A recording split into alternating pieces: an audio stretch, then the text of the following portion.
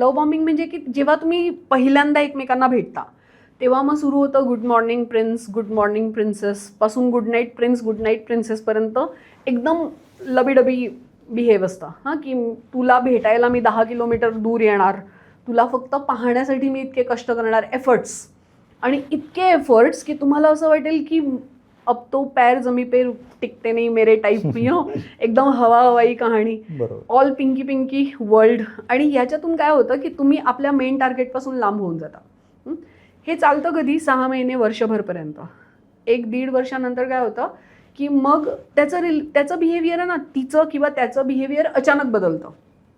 मग असं होतं की यार मी खूप बिझी आहे यार, तुला काही दुसरं कामधंदे नाही आहे का, सकाळ संध्याकाळ फोनच करत बसायचं, एवढं काय नाही भेटलं तर काय फरक पडतो, आठवड्याभरात नाही भेटलं तर हां. आणि असं काय होतं की अचानक बदलतो तो माणूस. आता तो माणूस अचानक बदलतो ना, तेव्हा हा जो आहे ना प्रिन्स प्रिन्सेस जे कोणी होतं त्याला असं वाटायला लागतं की माझीच काहीतरी चूक झाली असेल, कारण तो तर चांगला आहे ना, बरोबर, तो तर खूप चांगला आहे, माझीच काहीतरी चूक झाली आहे. आणि मग ते माझीच काहीतरी चूक झाली आहे मध्ये तो इतका बार्गेन करायला लागतो की तू म्हणशील तसं प्लीज, पण तू माझ्याशी असं नको बिहेव करू ना प्लीज ना, तू खूप बदललायस प्लीज. असं करत करत करत करत तुम्ही इतके बार्गेन करता की तुम्ही मॅनिप्युलेट होऊन जाता पूर्ण.